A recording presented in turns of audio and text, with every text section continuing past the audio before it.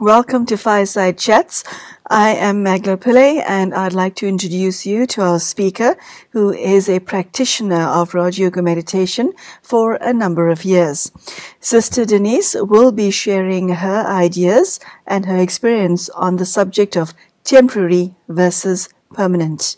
In this show, we look at a variety of spiritual topics. We look at what makes you an individual broken or whole. We also ask what is your relationship with God and how you can deepen and make that relationship more meaningful and real to you. Sister Denise, a very warm welcome to today's show. Thank you. Thank you so much for joining us. Thanks. Temporary versus permanent, somewhat of a curious topic. What does this mean to you? Well, the most permanent thing there is change. The thing we have to be aware of is that whatever is going on at the moment, it's not going to be forever. If it's a good thing, you want it to be forever, it will pass. If it's a bad thing, sometimes you think this is going to go on forever, it will pass. So it's very important to be very aware that change is permanently taking place. On the other hand, we also are looking for what's permanent. So what's permanent is myself. But I, the self, am always in the midst of a situation of change. So I permanently exist, no doubt. And I have to be very aware of that I will always be me, I will always be there. But things will always be changing. The world will always be there. The earth is permanent. My existence is permanent. And my connection with God is also permanent. So I need to actually give importance to the things that are permanent.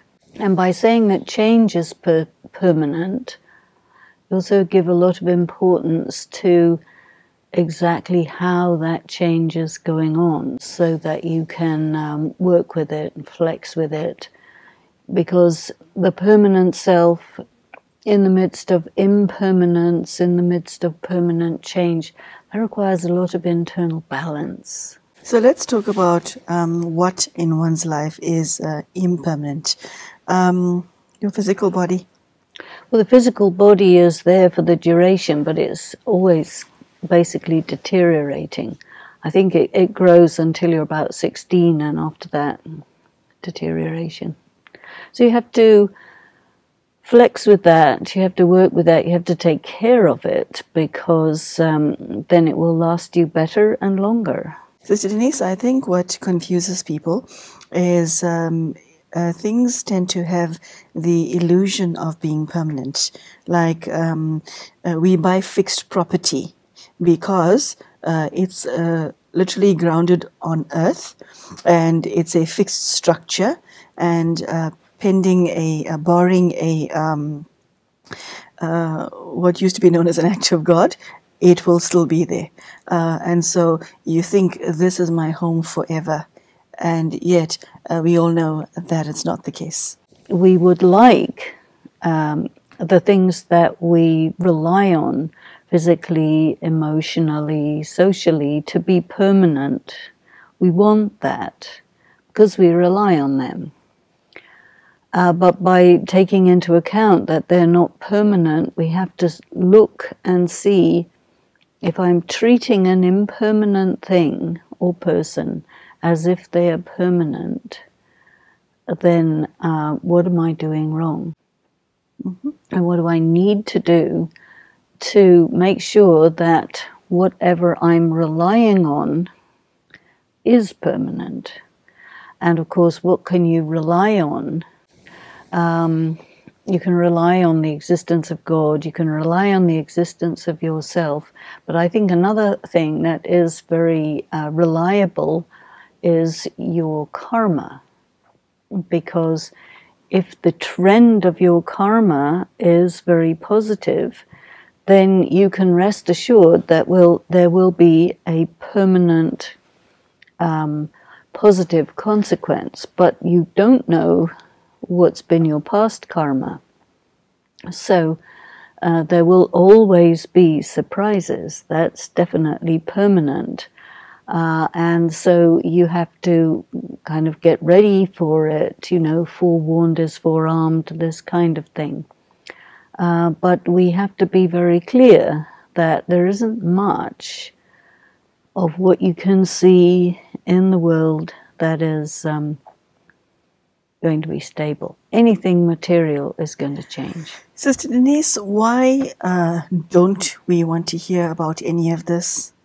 Why do we listen to what you just said with a great sense of, why is it that even after listening to what you say, once the TV has been switched off, we go back to doing the things the way we did? Why is this so hard to handle? Well, it's in the culture. It's in the messages. It's in the education. It's our perception. I think because we are so connected, so invested to our organs of physical perception, that we assume, and even the way our mind and intellect and everything works, we assume that if it seems to be something, it is something. And what we have to keep on telling ourselves is that what you see, what you can touch, all of these things, we have to tell ourselves again and again and again, this is not permanent. It looks permanent, feels permanent, is not permanent. I'm glad you mentioned feelings. How does your feelings affect you adversely in a situation like this? Because if I look at myself, okay, I feel that I am this body. I feel that. I feel that the house that I live in will be there forever. I feel that my nearest and dearest, my inner circle, they will be there forever. I feel all of this, and there are, 7.5 billion people who feel the exact same way. Okay? Could you tell us and take us through that? What brought about this deception, and how do we cure ourselves from it? How do you feel your body? How do you feel your body is, all the energy of your being is spread throughout your body. You feel it. You say, okay, I can feel my foot, I can feel my hands, I can feel the, clothing on my body. This is the sense of touch. And you can feel the temperature, all of this. The sense of touch is, in a sense, more subtle than when you're looking at hearing and seeing, because it's maybe a little less obvious, but it's still one of the senses. Your sense of smell. A lot of people don't have much sense of smell because there are so many things to destroy the olfactory nerves, and the olfactory cells or whatever. This is how we know the material world. You feel the presence of physical objects that you are familiar with, that you use very often. They actually even, fill with your vibrations. I've been sitting on this chair, you've been sitting on that chair, and the physical contact with a particular object creates a resonance, and that sort of synchronizing of your vibrations with that, filling your vibrations into that physical object, makes it yours, you see. And this is the wonder of attachment. When you are, say, staying in a hotel, if you stay there one night, you don't make much connection with it. If you stay there 2 nights, 3 nights, 4 nights, you begin to say, my room.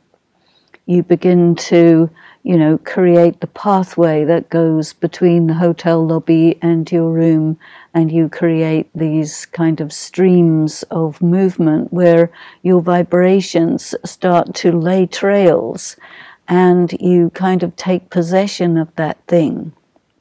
And this is how you start to feel that it will always be there, because it gives a deeper and deeper impression.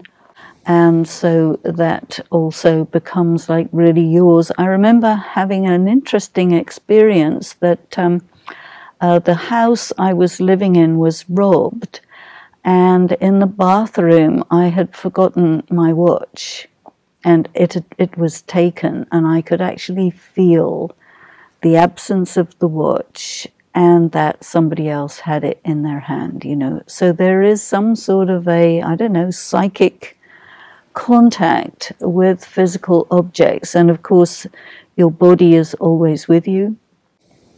The place where you live, your circle of people, these are the ones that you have repeated contact with. And so you form these bonds. And then these are the attachments. And then if suddenly they go, then you feel pain. You feel separation, you feel loss, and that isn't a quite physical feeling, but it's you can say it's emotional feeling. So it's still on the level of feeling, and it's a phenomenon of our relationship with this world. So if we want to develop ourselves spiritually and really work with this phenomenon of bonding with people and physical objects, and deal with the fact that sooner or later it's going to break, and I want to make myself ready for that in advance, you have to consciously establish something in your mind that says, okay, you feel that this is yours, but one day you're going to lose it. So keep on reminding yourself so that you never fall into that illusion that it will always be there, even though it feels like that. Sister Denise, intellectually, what you just said makes a lot of sense. Could you share with us what you feed your mind and your heart in terms of thoughts to create a healthy distance between yourself and that which is temporary? I think that what you have to do is make good use of situations and circumstances where where you actually do experience loss, or if you are on the edge of losing your body, if you are in some accident or some near-death experience or something like this, so that you really take note of that situation. And then you have to tell yourself, that watch could go anytime. It's gone, let go. Because otherwise, if you don't do that, you kind of create additional bond by thinking of that thing which is gone and wanting it not to be gone. Do you see what I'm saying? Mm-hmm. And so I always use situations and sort of prepare myself, make myself ready. And I find very often that there are sort of signals which tell you, anytime this thing can go, and then it does go.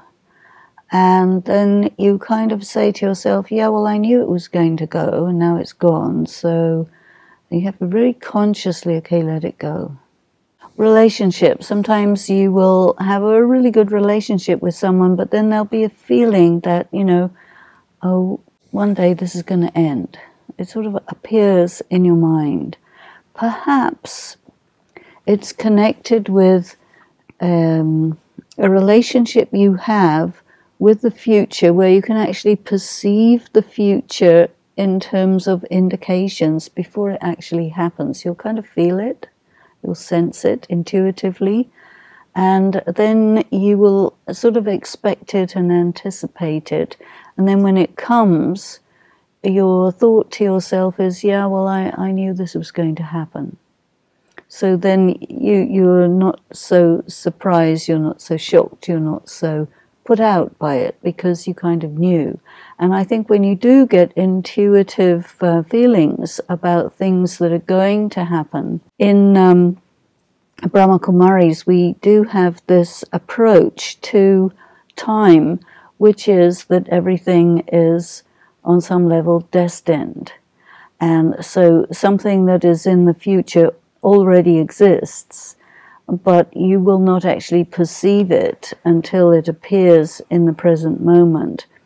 But before it arrives, it's almost like you can remember it in advance. Normally memory goes to the past, but theoretically it can go to the future as well, especially when you're looking at time as a cycle. So you can anticipate things happening and prepare yourself for it in advance. And then when it comes, it's so much easier to embrace it and to let it flow through, to let it go and get on with whatever's next.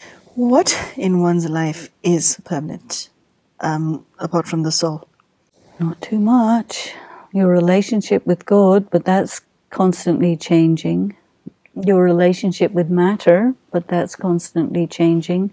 So I think there's this dance going on between the permanent and the impermanent. Because matter is anyway forever, you are forever, God is forever, and there's a dance going on between all of them. So, you can say to yourself, well, no one and nothing is ever lost, it'll come back. So you can not try and hold on to it when it's a flow, it's flowing through, it's flowing past. You can't stop things, and you have to really know that.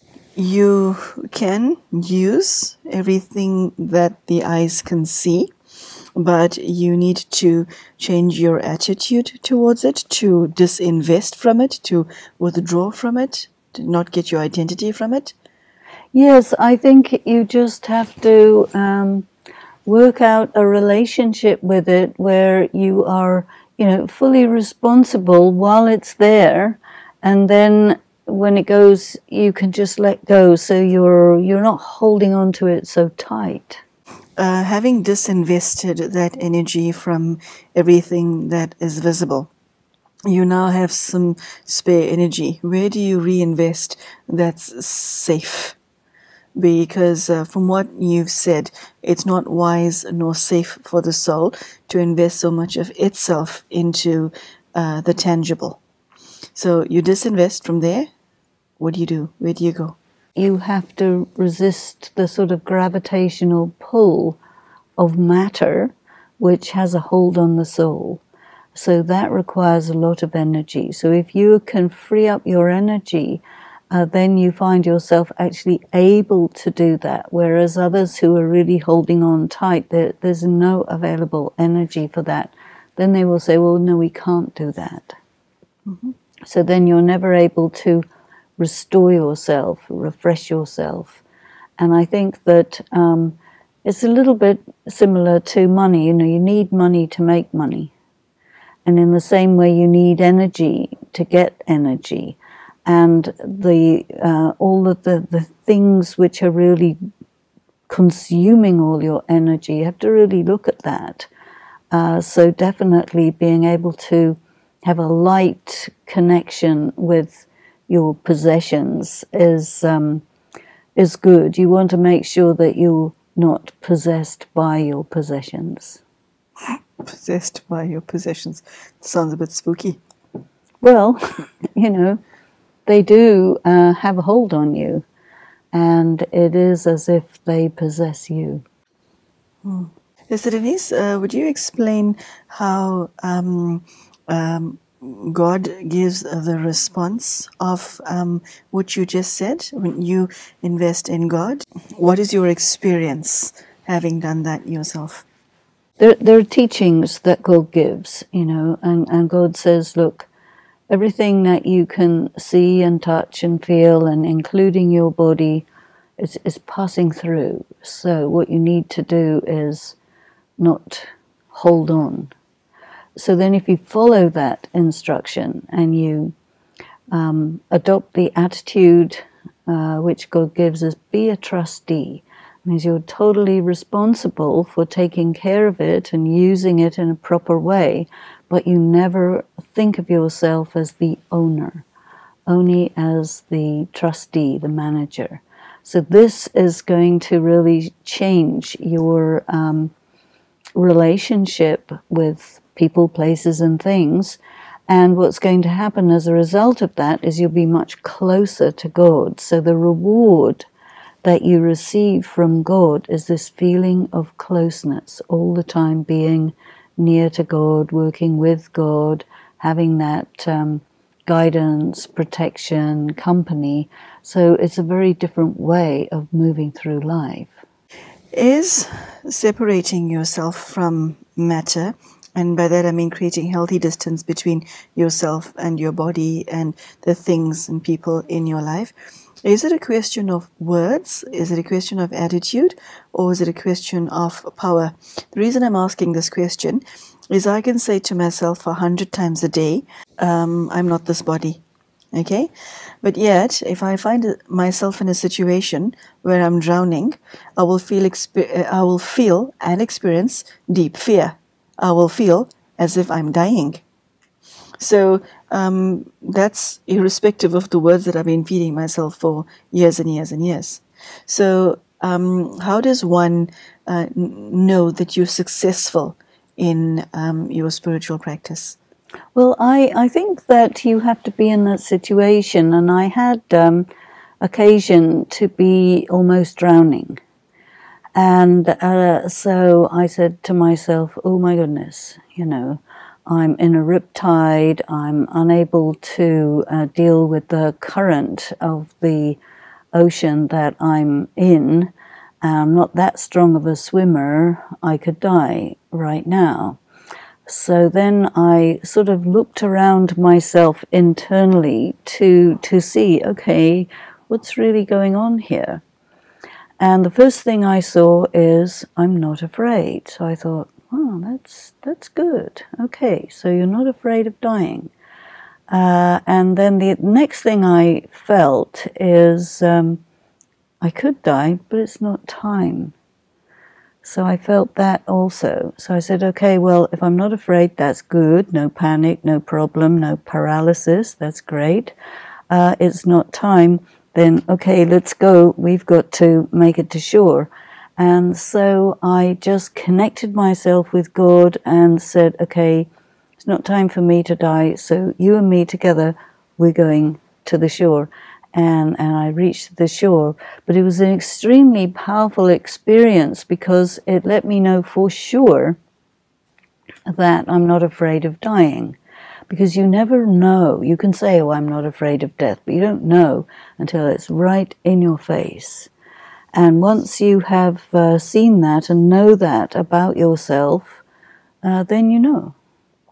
And also to experience that when you need to have that close connection with God in emergency situation, and you can get yourself out of a really sticky situation, that you can do that. So that means you have that connection. But I did also have another aspect, and that was I felt, now I've used up a bit of credit. TikTok. So, okay. Yeah, but so really there is this account, and okay, you used some up, so don't, use up too much because you need to have good credit. Sounds like a cat who has 8 lives left. Yes. Okay, so any last words on temporary versus permanent?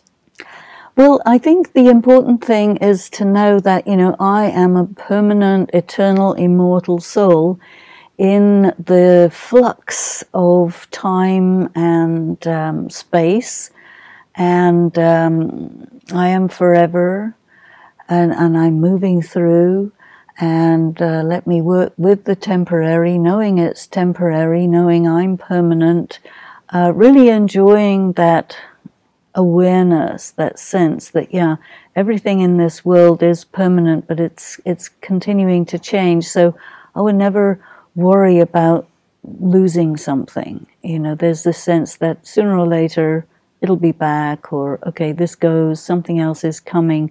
You have a light hold on things. And your relationship with God is an eternal thing. So it's very, very important to sustain that and look after it. Thank you for sharing. And I'm sure the audience has benefited from not just your words, but from your actual experience. So thank you for that.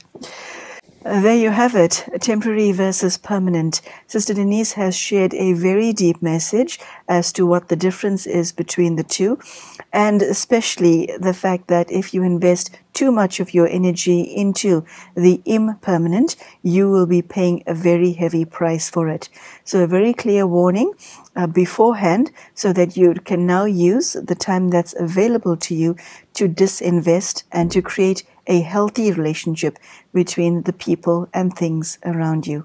I do wish you luck on your spiritual quest. Take care and goodbye.